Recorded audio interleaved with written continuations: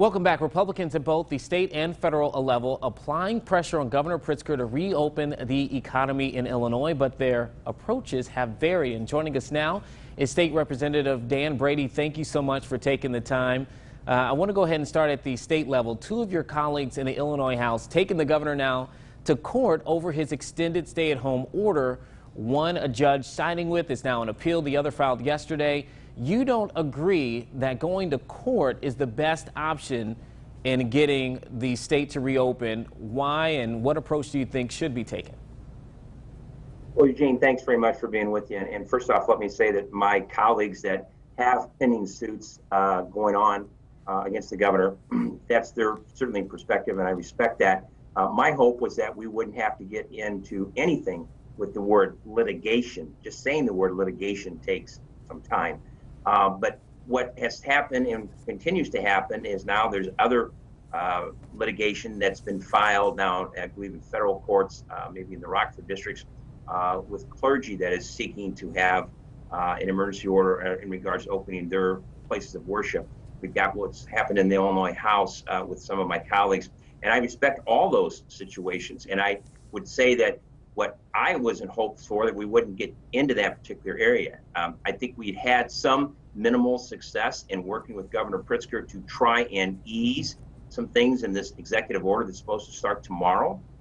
That's a step in the right direction, but it's certainly a long way away from what we think in a regional approach that we've been talking to the governor about and trying to get him to understand the difference upstate, downstate, and the numbers, the scientific data that he refers to, and what those numbers are truly showing. So continues to be a work in progress. We've all got our ideas and we all have our hopes and our ways we think that work best, but a unified front that we possibly can do and at least continued communication with the governor is important. And I firmly believe it's imperative that this next executive order that's supposed to start, that includes and can be changed here in the very near future to opening businesses in a way that we think is safe and can be done in regional ways. So I want to ask you about that, because that's the follow-up here. You got the 5 Illinois congressmen who sent a letter today to the governor saying pretty much exactly what you just said. The governor responding during his daily briefing that he did take into consideration, downstate, and that's why he's allowed things like state parks now being mostly in the Chicago area, and then certain procedures, elective procedures being done. But you mentioned a phasing of businesses coming in. What exactly can happen, do you think, realistically, as soon as possible to start that phase-out process? What would be a good thing to start with? Well, a good thing to start with is continued good communication with the governor and his staff and legislative leaders. And so we want to get that, make sure that stays established, make sure that's going on. That's number one. Number two is looking at all the different proposals, whether it's Chamber of Commerce's, whether it's the House Republican plan, whether it's the congressman from our Illinois delegation. Whatever the case may be, allowing a phase-in approach and a regional approach in Illinois, in downstate especially, obviously, where the numbers aren't the same and the numbers are much, much, much lower. We all agree we want to do this in the safest manner possible. But we also want to look at these businesses that have to get open. It's imperative they can get back to some form of operations. At least let them get to maybe where half of their restaurant and their capacity, seating capacity, could be there. At least let them look at different ways that they could, especially for retail shops, be open with social distancing and being controlled within their stores. Limited amount of people, a number of different ways and proposals that are out there.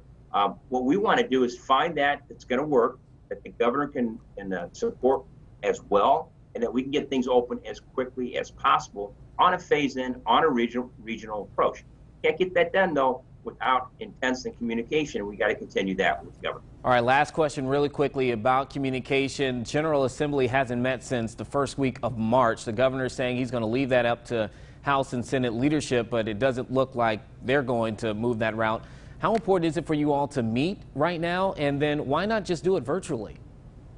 Well, I think number one, it's imperative, once again, that we do meet, that the people across the state of Illinois feel like their voice is being heard, and it's not just one person that's saying what these executive orders are going to be through the governor, and that their representatives across the state of Illinois are back. Now, there's a variety of ways that you could do that. Yes, it is true that we don't have something in place right now by doing what we're doing now, phoning something in. Zoom, whatever the case may be.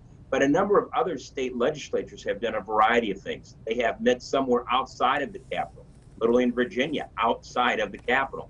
But looking at what I might suggest is what Springfield's offered, the Civic Center, areas in which there'd be spacing to be around, ways that we could open up the Capitol just for the committee hearings and not having general public, but having general public in some means of television, and looking at so many different options that are there that other states have had, we could actually model off of. So, but I think it's imperative we get back to Springfield, not only to enact and talk about some of the things from our House Republican plan, but also to make sure that people feel and understand their voices being heard, and that we are having debate, constructive criticism and debate of each other, so we can find a common goal and get not only Illinois working again, but as safely as possible.